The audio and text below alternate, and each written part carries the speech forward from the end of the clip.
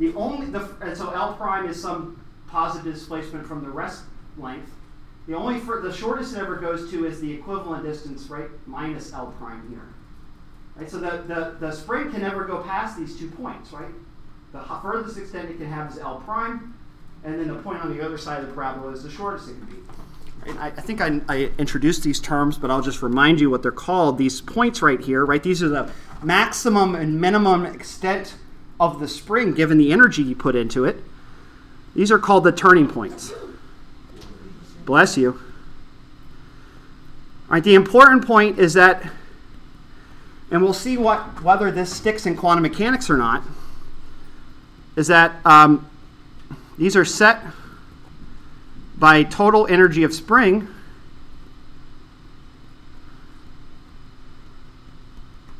and therefore they're fixed, assuming there's no loss of energy, fixed, and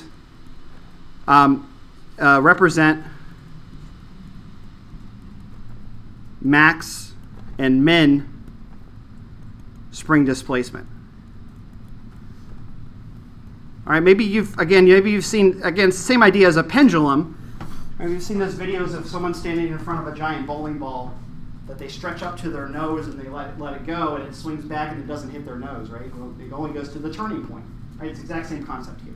Right? Due to conservation of energy, it's never going to go farther than the place you initially put it because of energy. These are the turning points. All right, so the classical spring only exists between these two limits, given its energy. Of course, as we put more energy into the spring, we raise the energy and the distance becomes greater. Right? If we put the energy up here, of course it moves more, right, as you would imagine. But it's ultimately fixed by those numbers. Right? I want you to keep that in mind, because we're going to see in quantum mechanics this doesn't hold. Right? We'll find that for a quantum mechanical oscillator, that in fact the probability of finding the bond in a position past the turning points is actually non-zero. It can actually be longer or shorter than what the energy would tell you it is. Very, very special part of these magical harmonic oscillators. All right, so in classical physics and Newton physics, these idea of the turning points, they're rigid, they're fixed. You can't do it, it's just because of conservation of energy. Your system can't be in a state higher than the energy you put into it. And so the turning points are fixed by the energy. Okay. So that's kind of a refresher on where we were. What I want to mention now is just very, very briefly that our potential for our harmonic oscillator, which I'll write as a function of the length, is 1/2 k L minus L naught squared. Right? Right? And where does this potential come from? All right, why is it for a harmonic spring, why is it x squared? Why is this the assumption we make for our potential for a bond? Now, one thing that you could say, well, Hooke's law says that the force is linear, so that means the potential is quadratic, which is fine, but maybe we shouldn't use a law from the 16th century, it's actually the 17th century, as a physical base point, but thankfully Hooke actually was quite intelligent and he had the right idea, so there's a good reason why it's quadratic. And the way I want to think about it is this. Imagine you have a spring with energy that is a function of its displacement, okay, and it's some function of L minus L naught, okay? And so what I want to do is assume at rest all right, we're going to assume initially at rest, so at L equals L naught,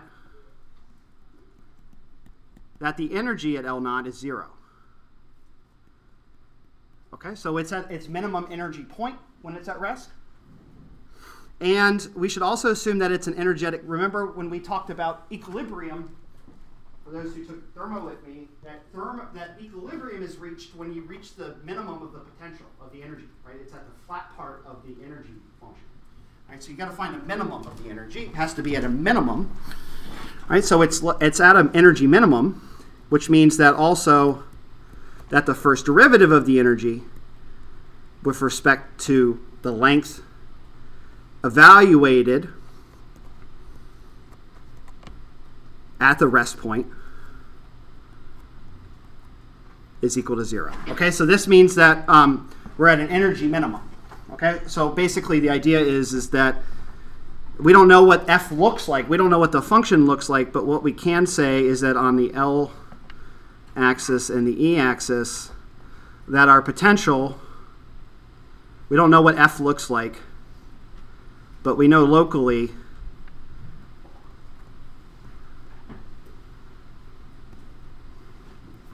that the energy is 0 at that point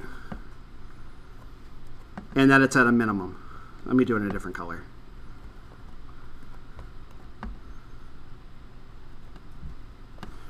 Right? It's at a minimum.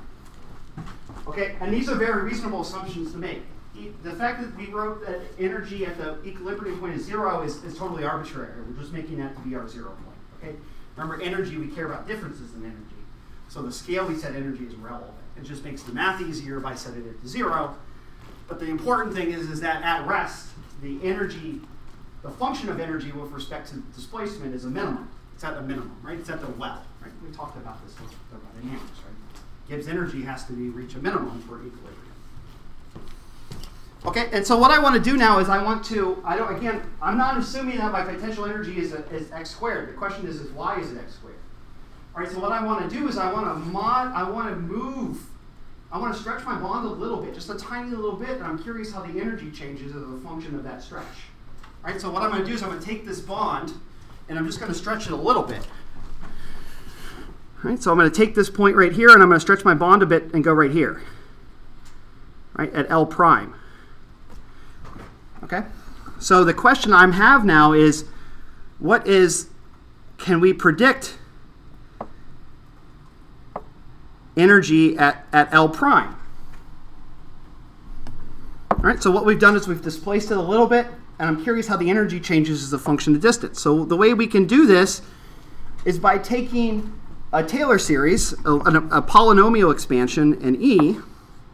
Remember, so we need a constant term. So what we're going to do is we're going to write this as an energy function, which is a function of L minus L naught.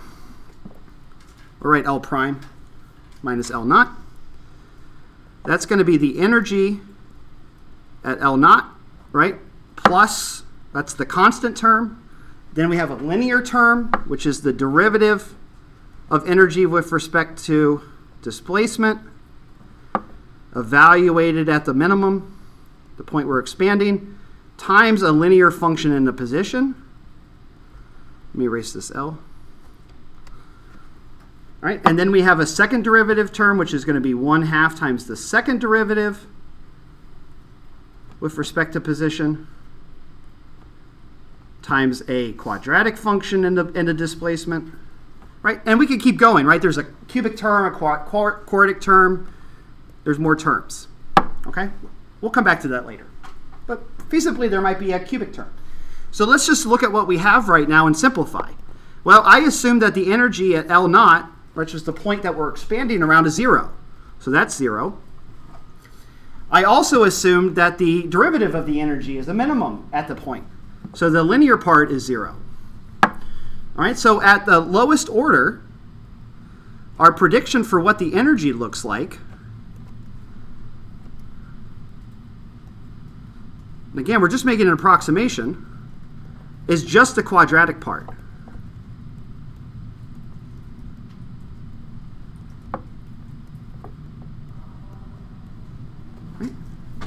Right, so our second order Taylor approximation, right, approximating our energy function as a quadratic, gives us just a quadratic term. Right? We have 1/2 times a constant. This is evaluated at the point. Let me write that. This is at L equals L naught.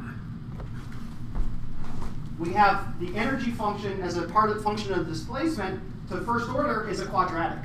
1/2 kx squared. Right? Simple as that. Right? So the idea is, if we take this and identify that this is just a number, it's the curvature, right? It's the second derivative of the function at the potential. And because the potential is a minimum, right? If the potential is a minimum at that point, the second derivative is positive.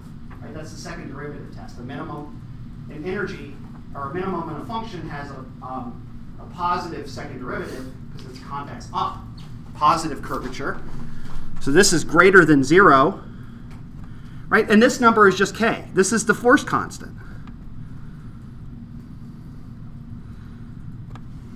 All right, so the stiffness of the spring ultimately determines, right, the stiffness of the spring, if you think of it in terms of energy, is determined by how sharp or shallow the parabola is, how sharp the potential energy function is. So let me just draw that really quickly.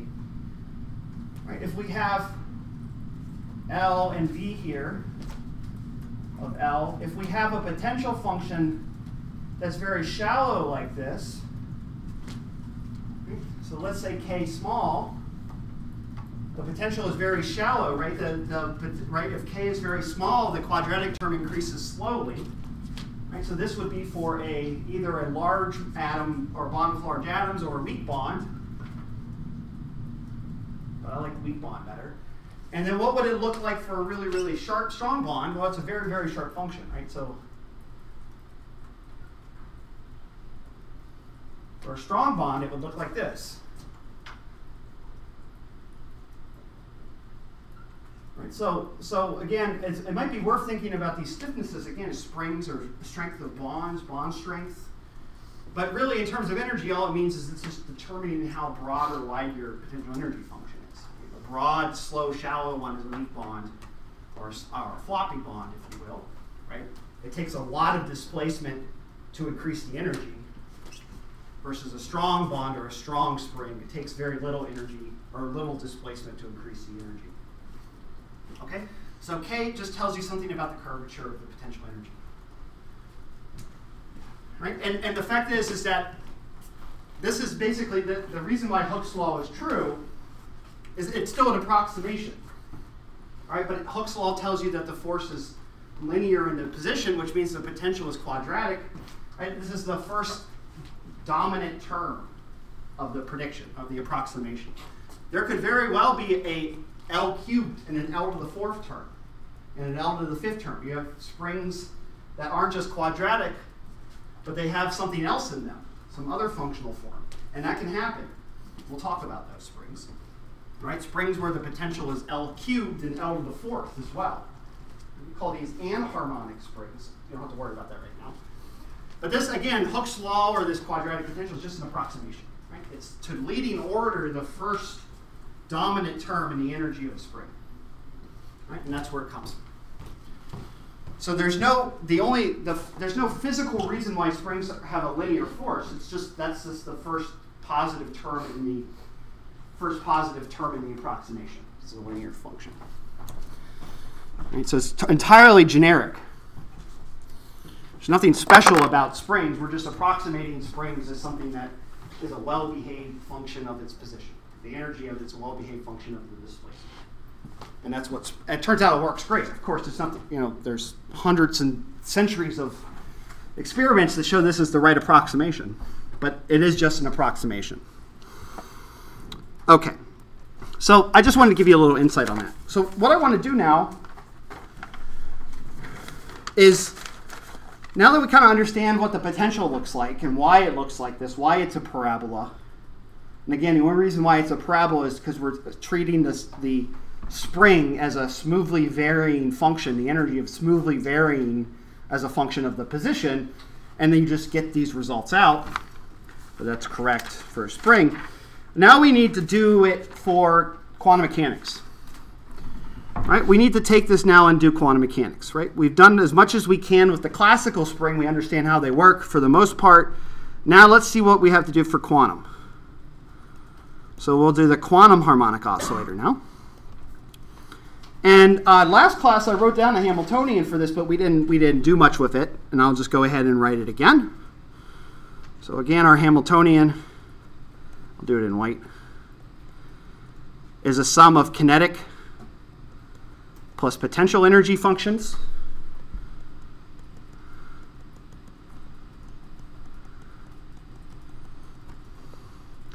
And that, of course, the kinetic is the same always. It's minus h bar squared over 2 times the mass. Remember, our mass is mu, the reduced mass. for our diatomic molecule times the second derivative with respect to position plus our potential, which is of 1/2 kx squared. Okay. So to solve the Schrodinger equation, we have h psi is equal to E psi, which says that minus h bar squared over 2 mu times the second derivative of the wave function with respect to its position or displacement plus 1/2 kx squared times the wave function gives me the energy times the wave function back. Okay, I can rearrange this again. Remember last time we rearranged this a little bit, and I will go ahead and do that. So what we have is that, so after rearranging,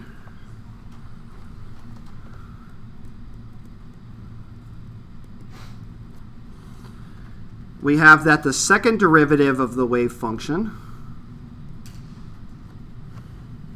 is equal to minus 2 mu over h bar squared times the energy minus 1/2 kx squared times psi.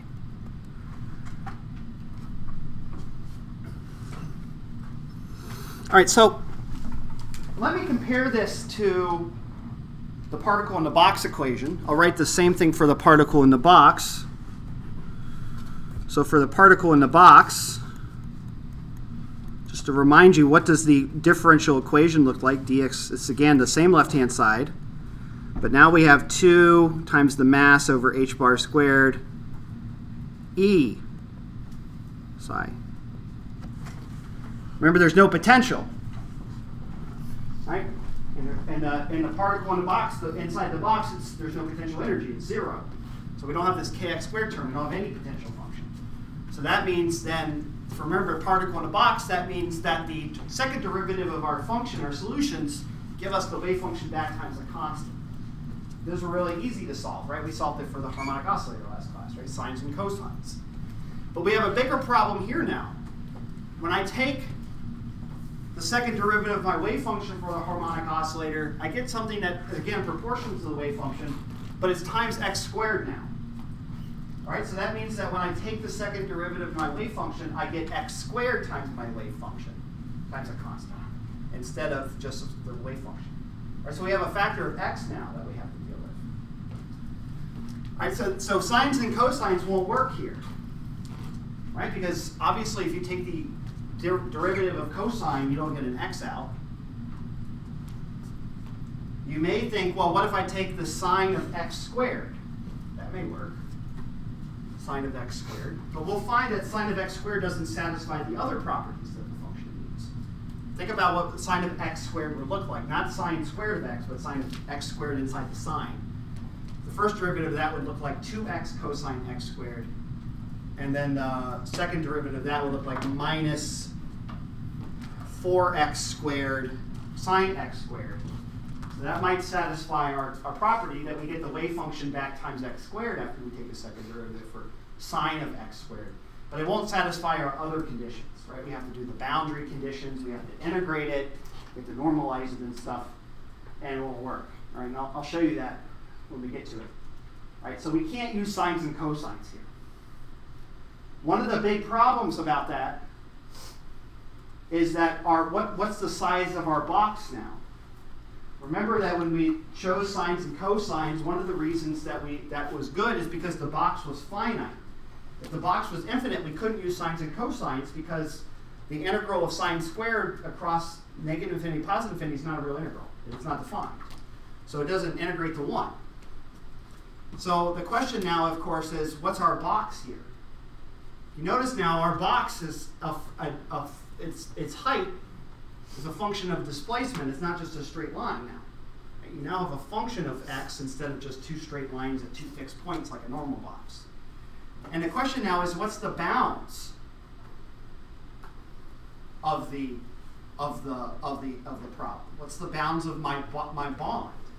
Well, bond can't be negative, right? So L can't be negative, or x can't be negative. because you can have a negative bond. So the limit on the low side of the box is x equals 0. Right? So we know that any integral that we take for these wave functions are going to go from 0. But how long can we stretch the bond? Well, we can stretch it out to infinity. Right? So the length of our box is infinite for a harmonic oscillator. It goes from 0 to infinity. Right? I can just keep stretching that bond forever. Right? So my box doesn't have a bound. It can't be negative, but it certainly can be any value that's positive. Right? I can have an infinite long bond if I want. Certainly it goes towards infinity. Okay, so all of our integrals for this problem, of our wave functions, they have to be normalized. Normalizable, they have to have convergent integrals from 0 to infinity, which means the indefinite integral must be allowed. Okay, so let me just write this down briefly. So if our guess is, so our bounds of this problem, so the bounds of our box, so the bounds of L, are between 0 and infinity. Okay, so all of our integrals will look like, right, we need the integral from 0 to infinity of the length to be equal to 1. All right, this needs to be true. All right, that really limits the functions that we can choose. Right, because one function I had, the idea I just had, I'll just rewrite it. So one option, one possibility is something that looks like proportional to sine of x squared, like that. But this integral doesn't, this integral diverges. Okay, so this function doesn't work. Right? It gives me the right, so it might, we can manipulate it so that it solves the Schrodinger equation for us, but it doesn't integrate. Right? Remember, we have to really limit down the function. Can't just solve. It doesn't have to just solve the equation. It also has to satisfy all the boundary conditions, and it also needs to be square integrable. Right? You need to take the square and integrate, and it has to come out to a real number, not infinity. So that really limits the kinds of functions that we can do. Right? So sine of x squared ain't going to work. All right. So unfortunately, this is not a differential equations class. There are solutions to this problem, right? And I don't want to go through the derivations of it. What we might do if we have a little bit of time is I'll give you an alternative derivation of this problem, a very, very, very beautiful one. But instead, I want to, this is the first time where I'm going to have to do this, is I'm just going to have to give you these solutions, all right? We'll talk about the solutions and what they look like and how they work, all right? But we're going to have some functions that you're not going to be able to just like solve yourself, in the sense that you can't solve the Schrodinger equation without a little bit more math. All right, so we're going to skip that math because it's not that important. But the important thing is that this equation here, that the wave function that we want that gives us x squared times the wave function back, right, that's the functions that satisfy this, they're very well behaved. They're functions of x. They're not really that complicated. But deriving them is a little tricky. So I'm going to skip the derivation and just come to the answer.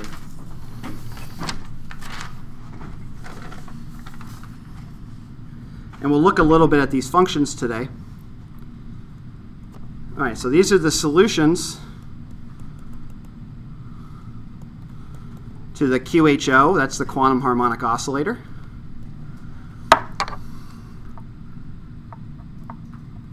All right, we have wave functions. They have remember the particle in the box, we had n. We had our index as n.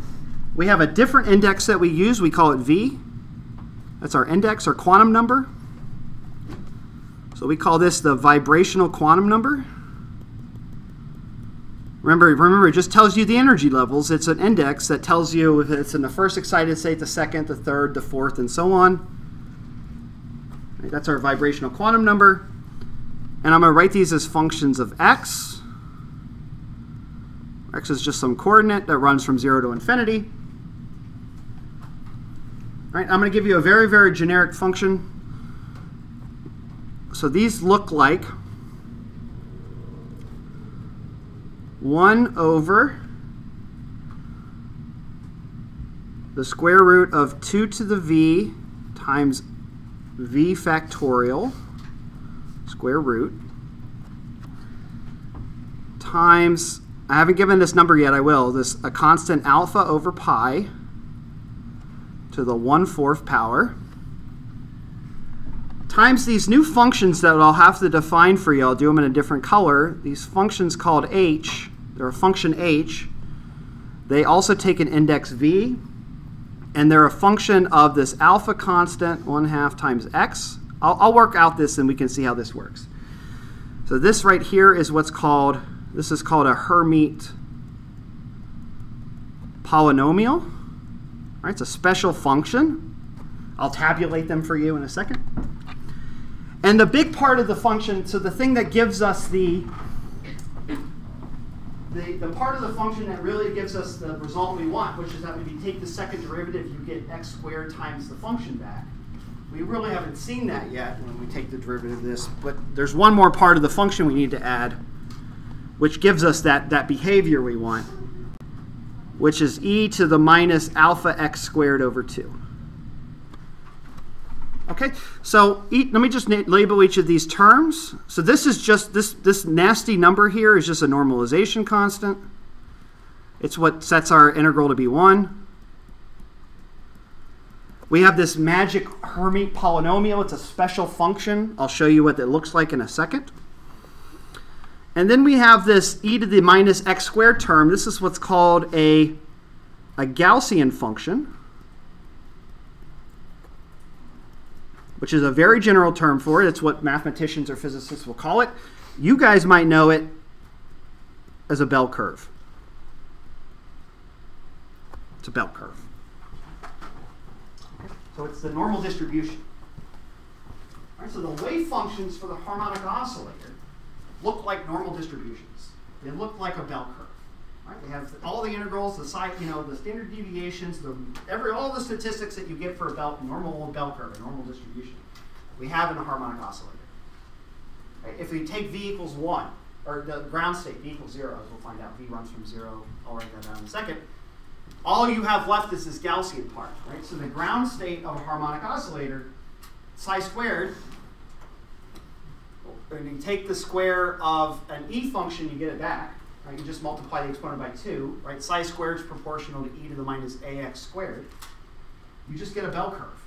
You just get a normally distributed variable. It's just like a perfectly random, basically it says that the atom, the position of the bond is perfectly random. Perfectly random. It's quite a beautiful result. We'll see this. Be careful.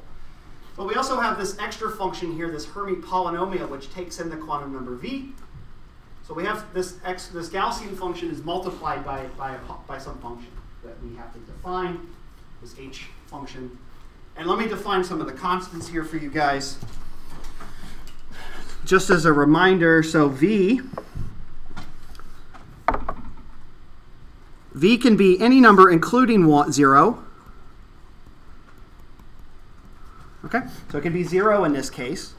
Remember, in the particle in the box, you couldn't have 0 because psi of 0 was 0. The only electron in the n equals 0 state of the particle in the box is no electron at all. But a harmonic oscillator can have 0 energy, 0 quantum. Right? So that's one of the interesting parts of this solution is that v can run from 0.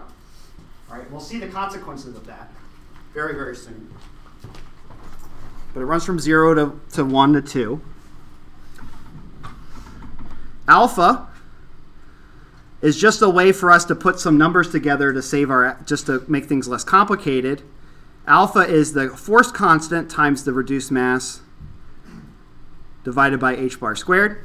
Okay, so it's just a way to kind of clump stuff together so we don't have to keep writing it. What are some other things? We'll talk about the Harmonic polynomial alpha we have. Just as a reminder, v factorial, right? This is the factorial function. In case you don't remember how this is defined, n factorial is equal to n times n minus 1 times n minus 2 all the way down to 1. So an example is, just as a reminder, 3 factorial is equal to 3 times 2 times 1, which is 6.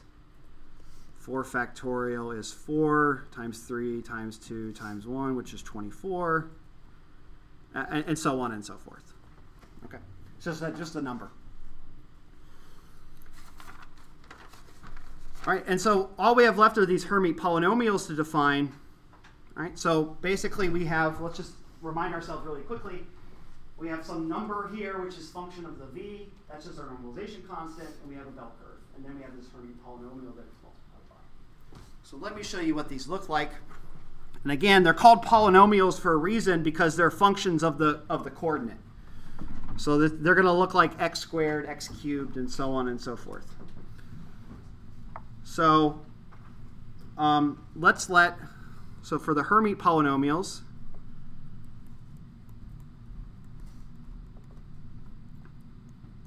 let's just make things simpler. So let alpha 1/2 x, that's our coordinate, reduced coordinate, let it be z. We'll call it z.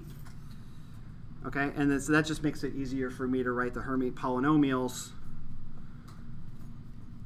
H of 0, so the v equals 0 for the Hermite polynomial is just 1. It's just a constant. All right, so what that means is, again, if we let v to be 0, the Hermite polynomial is just 1. So the ground state wave function of the harmonic oscillator is just a bell curve, right? Because h is 0, is 1, and this is just a number. So it looks like a bell curve. Perfect bell curve. Perfectly just random distribution. All right, but as we go up in quantum numbers, so if we go to the first excited state 1, in terms of z, this is 4, oh, sorry, that's not right. Sorry, that's the wrong one. Sorry, it's 2z. Right, so when we go to v equals 1, now the polynomial is multiplied by a linear function, so it's x, it's kind of proportional to x to e to the minus x squared. And you can imagine that as I continue up in levels, these just get longer and longer. The second one is a quadratic. It's 4z squared minus 2. And I'll just write the last one for the third level, which is 8z cubed minus 12z. Okay, so depending on the energy level of the vibration we're looking at, our Gaussian function, our little bell curve, could be multiplied by a polynomial. And if you notice, the order of the polynomial is the same as the quantum number. So if you're at v equals 4, your Gaussian function is going to be multiplied by a quartic. If you're at v equals 5, you get a quintic, and so on and so forth. And there's one for each one. And these can all be calculated. There's a formula to calculate them. You probably won't need any more than the ones that you have here. If not, I'll give you the formula for them. And there's also tables of them. Like, literally, if you type in Hermite polynomials on Wikipedia, they gave you a list of like the first 20 or something. So these are well-known functions. They're well-defined, they're well-determined. They've been studied for decades or centuries, and they're well-known. And there's also a formula that you can generate them as well. But the point is that our wave function, right? What does our wave function look like? I'll just write that out. So what does let's go to our next page really quickly. So in general,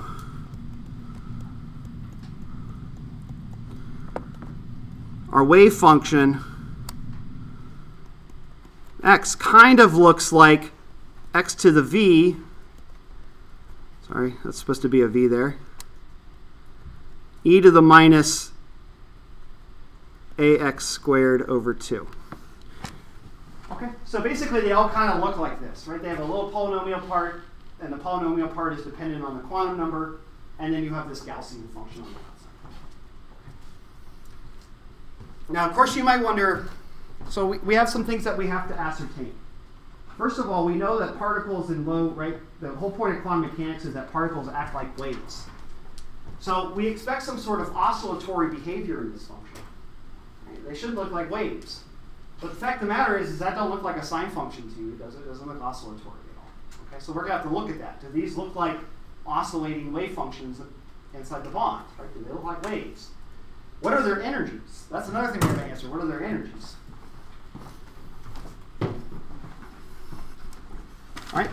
So what I'm going to do for the rest of the class, we're going to write down their energies. I want to talk a little bit about the energies because they're actually very interesting. And then we'll do some plotting. All right, we'll look at the functions. And we'll talk about the properties of these harmonic oscillator wave functions. Okay. So I'm just going to put this off to the side. So now we have to ask, okay, so we have these harmonic oscillator wave functions. They look like bell curves with some polynomials on them. What's the energies of them? What is the energy of the harmonic oscillator E sub v for psi sub v of x? All right, if we have some time, I'm going to show you, maybe next Wednesday if we have time, or maybe the week after that, a derivation of the harmonic oscillator energies by using matrices. Very, very different approach. We're not going to use this harmonic oscillator approach. We're going to look at a very different approach, very differently. We're going to learn there's some patterns to the energy levels of the harmonic oscillator that are very interesting. And we'll use those patterns to come up with a new way to represent the energy levels using matrices. And it gives us these special operators that raise the energy up one level or lower it by one level, and you can derive the harmonic oscillator by not even thinking about a spring. It's just this natural theory will come out. It's a really, really beautiful, elegant derivation. If we have time, I'll do it. And that will help kind of instill some of the fundamental results, I think, and some of the concepts of the harmonic oscillator, see it from this different approach. But the energy for the harmonic oscillator is the easiest thing in the world. If you thought h squared n squared over 8ml squared was too complicated, you're going to love this one.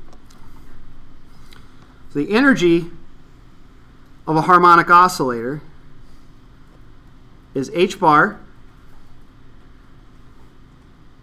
times a constant. We'll call it, I want to make my constant correct. I want to use the right label for you guys. I'm going to use the constant nu. This is nu. All right, it's a number times v plus 1/2. All right, where v is the quantum number. And in fact, I'll make it a different color to emphasize that. Our index is quantum number where v is equal to 0, 1, 2, blah, blah, blah, blah. And our constant, this new constant, our constant nu, is 1 over 2 pi times the square root. Sorry, this should be a square root. I apologize. 1 over 2 pi times the square root of k over mu. We've seen that number before, right? That's the frequency, right? This is the frequency of a harmonic oscillator. All right, so the frequency, the fundamental frequency of a quantum harmonic oscillator is just 1 over 2 pi, the frequency of a classical, just a factor of 1 over 2 pi. Okay. So what do we have here? So the frequency again is dependent on the stiffness and the masses of the. It's just nothing's changed, right? It's the same thing. But now our energies have this interesting. Well, it's got an h bar, but it's also got the v plus 1/2 term. So let's look at this very briefly. Let's kind of look at the structure of this. So what I'm going to do is let's just draw it out. Let's draw an energy level diagram for our harmonic oscillator. Actually, let me make it pretty. I'll use the coordinate system tool. Okay. So what I want to do is I want to plot here, we'll plot x, right, our displacement versus the energy of our harmonic oscillator in increasing direction. So what I'm going to do is I'll draw my potential. Here's my quadratic potential energy function for my, let me make it a little broader so I have more space.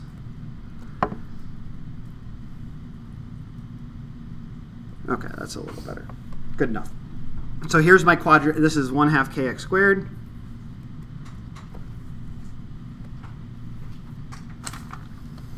My potential energy function. Okay, and inside of here, right, just like in our particle in the box, we could draw our energy levels. So let's go ahead and do that. Where does our energy show up? So the first energy level we have is V equals 0. All right, and what energy is V equals 0 at? Well, let's set the blue V to 0. So we have a 1/2 there. So we have 1/2 h bar nu, h bar omega, whatever you want to call it. Right? So the energy of the ground state is 1/2 h nu. It's not 0. Isn't that interesting? Right? So what is this? Immediately, this should be, well, maybe not that surprising. We saw with the particle in the box. Remember, the ground state energy level is n equals 1. That has energy h squared over 8 ml squared. Right? So the electron inside the box always has energy, right? No matter what. Right? The only 0 energy solution of the box is one of no electron. So if there's an electron in the box, it has to have energy. And the fact of the matter is, if you have a bond, it will always have energy. Right? I can take a molecule. This is one of the reasons why the third law of thermodynamics is true, which is that it takes infinite steps or it's impossible to reach absolute 0. Well, here's a good reason for it. Imagine you have a gas of nitrogen molecules in 2. And you want to cool that. You say, oh, I can cool this down to absolute 0. Okay? So you put it in a giant fridge and you cool liquid nitrogen with liquid helium. You get it down to like 1,000,000 Kelvin, really, really cold, right, near absolute 0. And you realize you can't get it any colder. You can't remove any more energy. You know that all of your molecules are in their vibrational ground state. They have no energy left. But they still have some energy, and they're still vibrating. You can't get rid of it because there's always energy in the bonds.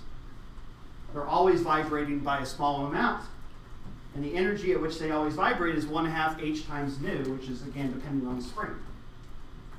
Always there, no matter what you do. Right? There's no way to get rid of this energy.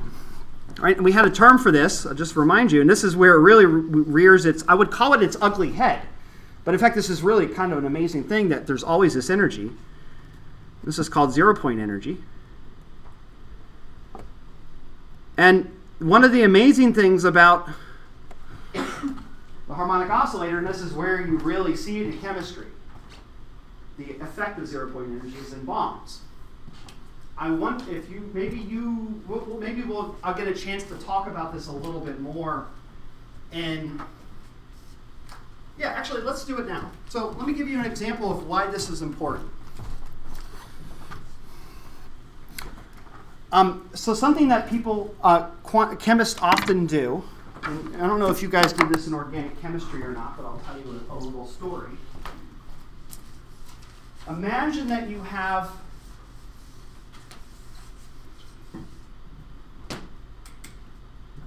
a reaction. All right, I don't know what it is, but it's some molecule that has an H atom that leaves and gets substituted by another atom X. Okay, I don't know what it is, or is anything. All right, so we're just doing some sort of CH activation, and you measure the kinetics of this. All right, so that you measure an observed rate for when this is a hydrogen, and then what you do is you substitute it with deuterium, a heavier atom. You get the same reaction, and then you also measure the kinetics with the deuterium.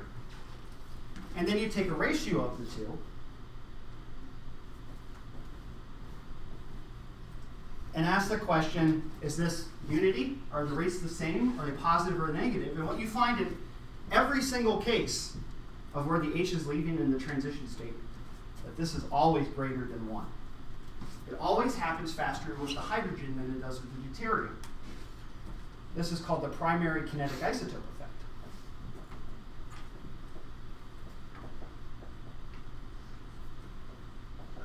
All right? And it turns out that there's a prediction for roughly what this should be for an ideal hydrogen bond, like a carbon-hydrogen bond. It's something like 7, but I don't remember. But it's always positive. Okay? And the fact of the matter is, no matter what you do, as long as that H is leaving in the transition state, right, this loss is the rate determining step, you'll always see that the deuterated species goes slower. And the question is why? This 0-point energy, right, the amount of energy this molecule has in its vibrational ground state is dependent on the value of mu. And mu is dependent on the reduced mass and the force constant. Okay, so let's compare the difference between RH and RD.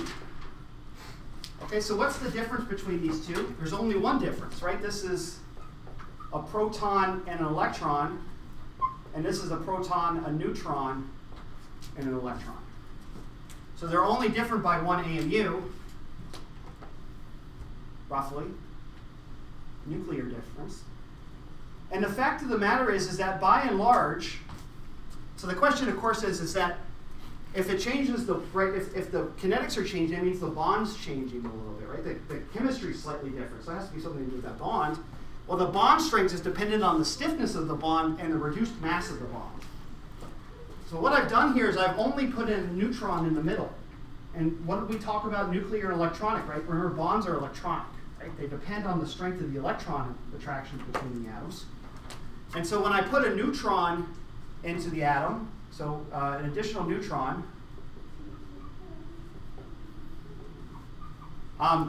leads to no significant electronic change, right? Because of the Born-Oppenheimer approximation. But the bond doesn't really change when I go from hydrogen to deuterium. It does change a little bit, but not by much. Basically, but what this means is that because there's no electronic change, the bond strength is basically the same. So K, the stiffness, is the same. Okay, but, all right, so K hasn't changed at all. That's one of the advantages of the Born-Oppenheimer approximation, is that the electronic structure is indifferent to nuclear structure. Isotopes don't really change electronic structure. So the stiffness is the same, but the reduced mass has changed, though.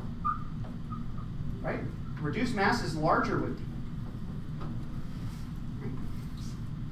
Okay, so that means then that the frequency of the bond for D is less than the frequency for H, right? Because mu is in the denominator, mu is bigger for deuterium, so mu is the vibrational constant is smaller, or smaller. Okay, so now what I'm going to do is this. Now let's think we have a reaction coordinate like this. Right, so here's Rx, and here's Rh, and here's our transition state. Like that. And this could also be Rd. I'll do it in a different color. Let me grab a different marker.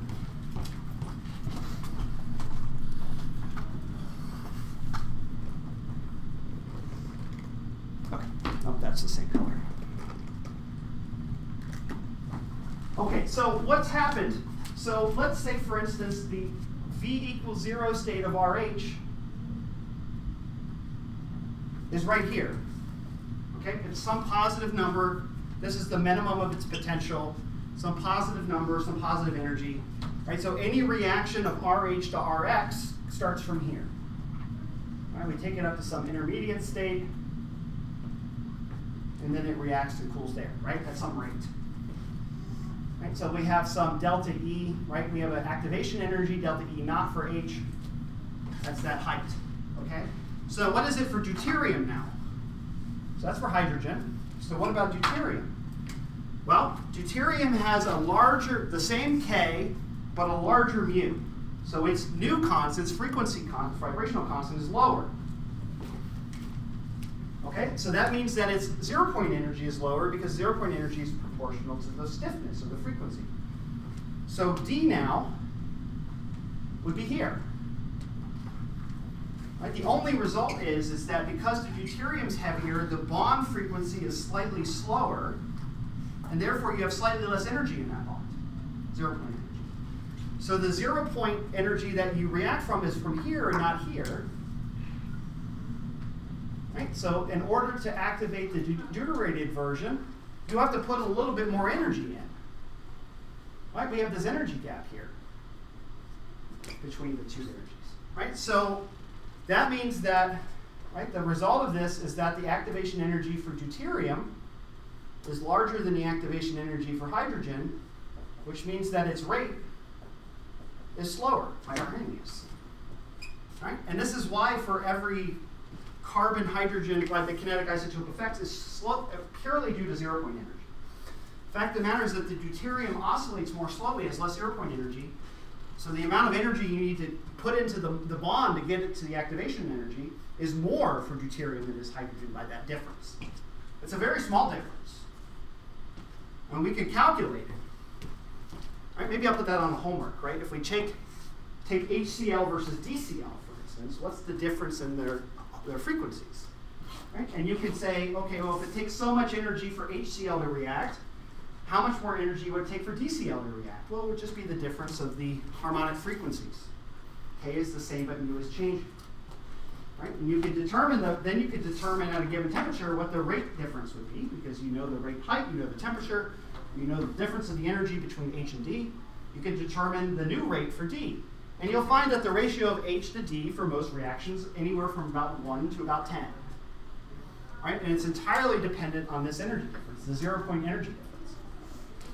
The deuterium just oscillates more slowly, therefore it has a slightly lower 0-point energy, and therefore it reacts more slowly. Right? And this is true for all molecules. Right? So even though we don't always see the 0-point energy, you see it directly in chemical reactivity. Right? People have been studying KIEs.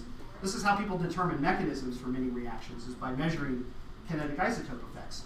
If you think a hydrogen is leaving in your mechanism, well, deuterate it, and if the reaction slows down, then that means that atom is involved. So people use this all the time to determine mechanisms. You're taking Dr. Trillo's organic class right now, it probably will see these things. Okay, so anyway, let me continue. We'll talk more about 0-point energy next class. I haven't talked to you about what's the origin. Why is it that bonds, no matter, even if they're cold, still vibrate? Right? It turns out that that's a very hard question to answer. Not a hard question to answer, but it has deep implications, and we have to go back to the postulates and start thinking about it. Right? So it's not obvious why we should have a non-zero ground state energy. But the fact of the matter is that we always do. There's nothing we can do about it, and I'll talk next class about the physical reasons why we have this 0-point energy. Right? It's nothing, we can't get rid of it. So let's look at the rest of the levels. Let's just finish this up by completing it. So let's go to the next level. V equals 1. So what happens here? Well, now V is 1. So now we have a 3/2 H nu. Right? And then we could just keep going. V equals 2. Right? And that's going to be 5/2 H nu. And so on and so forth. Right? We can just keep going. So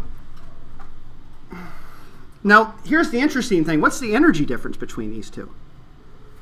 Any levels? Well, look.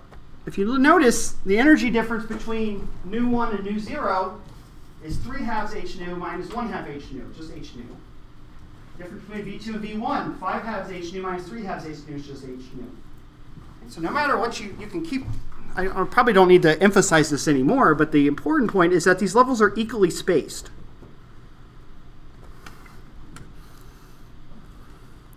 So if we look at the energy from V plus 1 to V, this is always, for a harmonic oscillator, H bar nu. They're constantly spaced, or they're equally spaced. Equally spaced energy levels.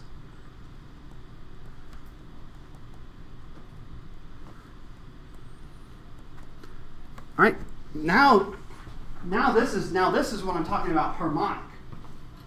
Right? Think about going back to that term harmonic oscillator, right? What do we say what oscillating means? Well, it means it looks like a sine or a cosine, right? Oscillates in time. We haven't determined whether these oscillate yet. Right? We haven't looked at the wave functions yet, which we're going to have to do next class. I think the energy is in some ways more important.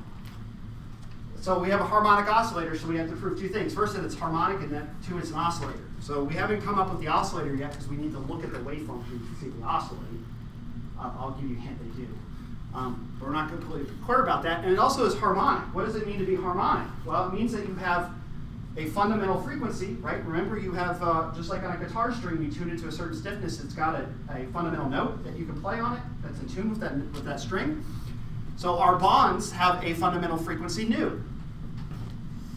That's dependent on the stiffness and the size of the spring system. That's our fundamental frequency. The energy, of course, we have to multiply the frequency by H to get energy in joules. Right? That's why the H is there. Right? But this is our fundamental frequency. And what are our down solutions for our harmonic oscillator? Well, they're equally spaced by the fundamental frequency. So this is our fundamental note, right? This is our A440. And then we have our next note, that would be the next octave, that would be A80. Right? That would be the second octave of your A note, A2. Then you would have A3, right? The third octave of your A note, right? Which is at 1320 hertz. Right? So this is your A1, A2, A3, right? And they're all equally spaced. This is why it's called a harmonic oscillator. Well, we haven't gotten the oscillator part, but we know that the classical one oscillates.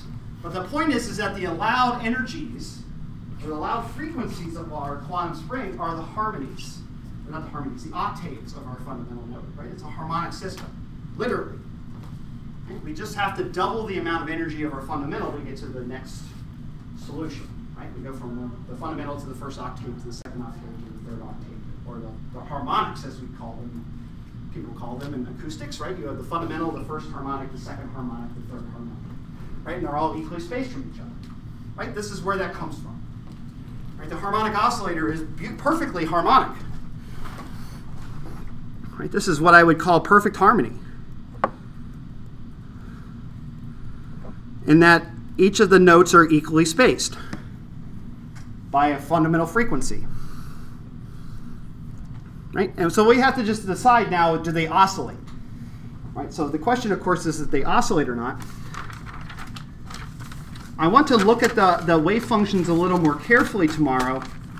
But let me just go ahead, since we got 5 minutes, let me just draw a couple for you. All right, so let's just do a quick peek at wave functions. All right, so what I always like drawing my harmonic oscillator wave functions in a parabolic potential, so it just helps to recognize the system a little bit. I think it just helps. So here's my quadratic, like that. All right, so let me just draw the first couple for you. All right, so this is V equals 0. We know it's at 1/2 H nu energy. Again, this is X versus E.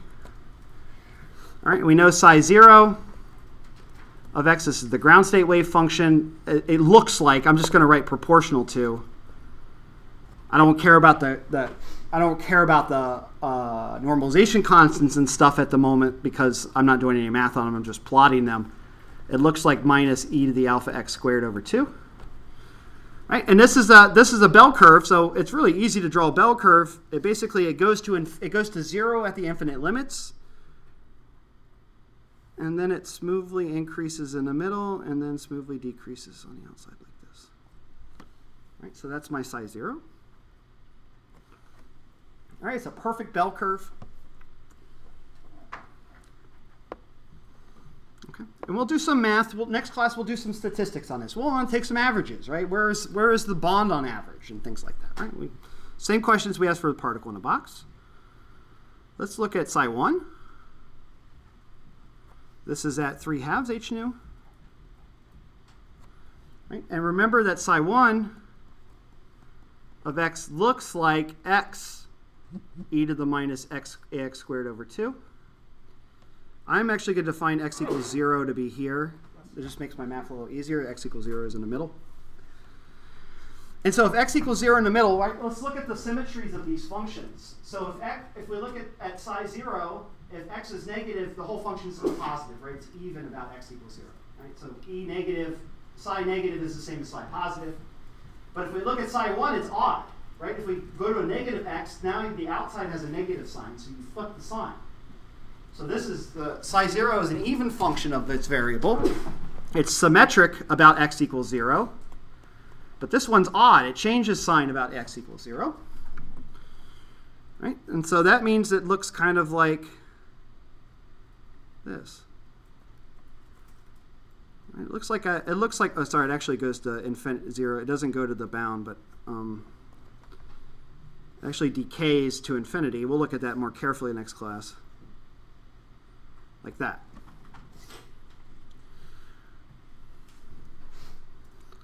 All right, I'll plot these on a computer next class just to show you what they really look like, just to convince you that I'm drawing them correctly. And let's just quickly do v equals 2 before the end of class. And of course, this is at 5 halves h bar omega, or h bar nu. All right, and so what does psi 2 look like? Well, remember, it just looks like x squared, e to the minus alpha x squared over 2. Right, and this function will be positive on the edges but negative in the middle. It's even, but it does have an oscillation. So it looks like this.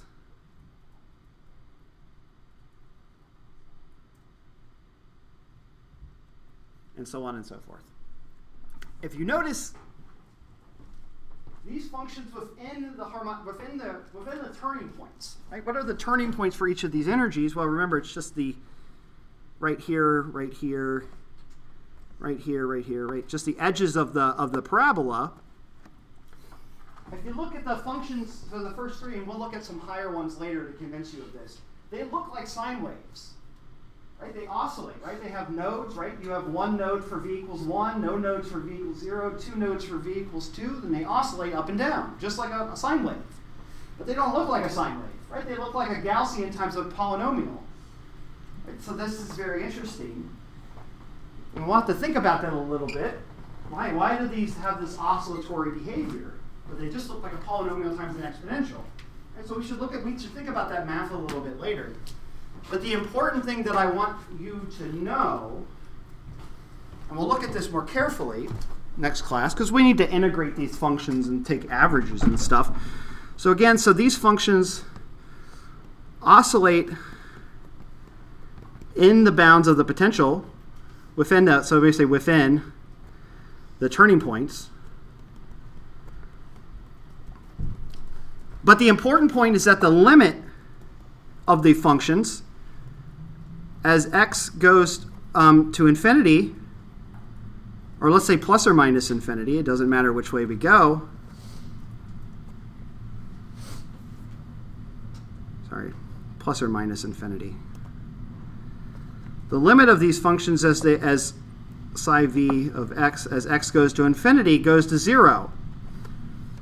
So these functions are only psi of v of x is equal to 0 only if x is equal to infinity, or plus or minus infinity. So remember that the sine waves, remember when we got to the turning points of our box and the particle in the box, the sine functions went to 0. Right? Remember that was the definition, is that the wave function can't exist outside the turning points of the box. The wave function goes to 0 at the bounds. But in these wave functions only go to 0 at the furthest extents. X equals infinity or minus infinity. All right, we'll have to adjust the fact that you can't have a negative bond, but it's still the same physics. We'll just have to readjust our problem a little bit. But the point is that I can take now I take a square of this function and I start to stretch the bond further and further and further apart past the turning points, and I ask, what's the probability? What's psi squared at that point? Well, the function still hasn't gone to 0 yet. The function only goes to 0 at infinity.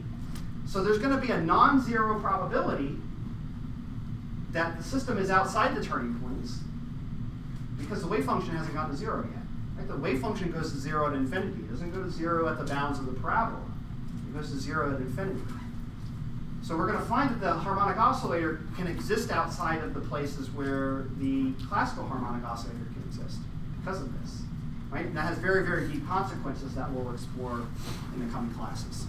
All right, so that's all I want to say about it. So again, these look like sines and cosines, but they have different behaviors at the edges. Okay, so we'll explore that next class and plot some more. All right, guys, have a good one.